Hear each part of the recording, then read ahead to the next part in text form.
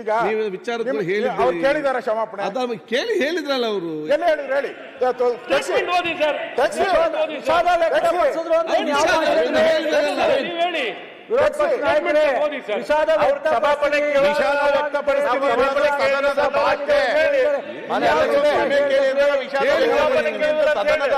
ನಮ್ಮ ಭಾಷೆ ಅದು ರಾಜಕಾರಣದ ಭಾಷೆ ಕುತ್ಕೊಳ್ಳಿ ಎಲ್ಲ. ಕ್ಷಮಾ ಕೇಳ್ಬೇಕು. ಮಾನ್ಯ ಅಧ್ಯಕ್ಷರೇ, ಅಶೋಕಣ್ಣ 1 ಮಿನಿಟ್. ಕ್ಷಮಾ ಕೇಳಲೇಬೇಕಲ್ಲ. ಈಗ ಮಾನ್ಯ ಅಧ್ಯಕ್ಷರೇ, ಅವರು ಏನು ಹೇಳಿದ್ದಾರೆ ಅನ್ನೋದು ನಮಗೂ ಅರ್ಥ ಆಗಿಲ್ಲ, ನಿಮಗೂ ಅರ್ಥ ಆಗಿಲ್ಲ, ಯಾರಿಗೂ ಅರ್ಥ ಆಗಿಲ್ಲ.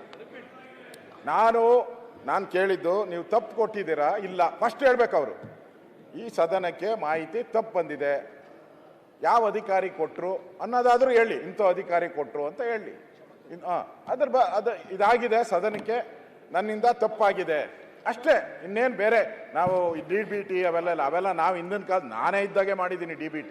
ಇವಾಗೇನು ಹೊಸ್ದಾಗೇನು DBT ಇಲ್ಲ. ನಾನು ರೆವಿನ್ಯೂ ಮಿನಿಸ್ಟರ್ ಇದ್ದಾಗೆ ಎಲ್ಲ DBT ಒಂದು ಬಟನ್ನಲ್ಲಿ ಕೊಡೋ ಸಿಸ್ಟಮ್ ಬಂದಿದ್ರು. ಹೊಸ್ದಾಗೇನು ಮಾಡಿಲ್ಲ ನಾವು. ಈಗ ಹೌದು, ನಾ ಇದ್ದಾಗೆ ಮಾಡಿದ್ದು ಎಲ್ಲ ಗೊತ್ತಿದ್ರೆ ತಿಳ್ಕೊಳ್ಳಿ. ನಾನಿದ್ದಾಗೆ DBT. ಆಮೇಲೆ ಇವ್ರು ಫ್ರೂಟ್ ಅಂತ ಮಾಡಿದ್ರು. ಆಮೇಲೆ ಹೋಗಿ ಅದನ್ನು ಫ್ರೂಟ್ಸ್ ಅದೇನು ಫ್ರೂಟು ಬಿಡಲಿಲ್ಲ, ಒಣಗೋಯ್ತೆಲ್ಲ, ಕೊಳ್ತೋಯ್ತು ಅಷ್ಟು, ಒಂದು ಫ್ರೂಟೂ ಹೋಯ್ತು. ಅದು ಬಿಡಿ. ಅದರಿಂದ ಇಷ್ಟು ನಮಗೆ ಆ ಎಕ್ಸ್ಪ್ಲನೇಷನ್ ಬೇಕಾಗಿಲ್ಲ. ಸದನಕ್ಕೆ ಅವರು ಅಧಿಕಾರಿ ಮಾಹಿತಿ ಹಿಂಗೆ ಕೊಟ್ಟಿದ್ದಾರೆ, ತಪ್ಪು ಕೊಟ್ಟಿದ್ದಾರೆ. ನಾನು ಅಧಿಕಾರಿ ಕೊಟ್ಟಿದ್ದಕ್ಕೋಸ್ಕರ ನಾನು ಇಲ್ಲಿ ಹೇಳಿದ್ದೀನಿ ಅಷ್ಟೇ, ತಪ್ಪು ಹೇಳಿದ್ದೀನಿ. ಅದರಿಂದ ಇದನ್ನ ನಾನು ಕ್ಷಮಾಪಣೆ ಕೇಳ್ತಾ ಇದ್ದೀನಿ. ಅವರು ಅಧಿಕಾರಿ ಪರವಾಗ ಅವ್ರ ಬರ್ಕೊಟ್ಬಿಟ್ರೆ ಸರ್ಕಾರ ಓದ್ಬೇಕೀಗ. ವಿರೋಧ ಪಕ್ಷ ನಾಯಕರು ಏನ್ ಬರ್ಕೊಡ್ತಾರೆ ಅದು ಓದ್ಬೇಕೀಗ. ನೀನು ಹೇಳು, ನಾನು ಬರ್ಕೊಡಲ್ಲ. ಮಾತಾಡ್ಲಿ ಹೇಳಿ. ಒಂದ್ ಸೆಕೆಂಡ್.